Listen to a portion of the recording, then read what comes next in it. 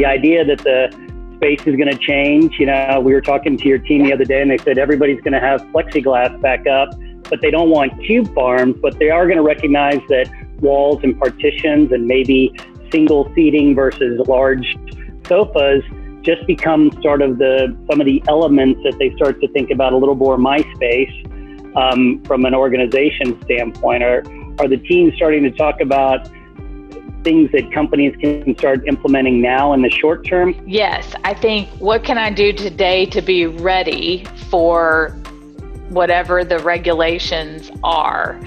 And really people asking questions about what is the ultimate flexibility of their systems and the furniture that they have in their space, and how easily can they, if you want to spread people out, do the products they have, are they capable of that? And I know that certainly something at Vari that you guys demonstrate and build your brand around, how easily people can rearrange their furniture, and that's certainly something that we're looking into on projects.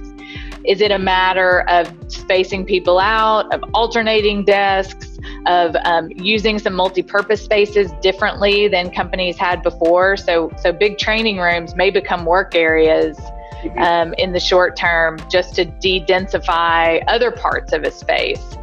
So what's the total area that we have to work with?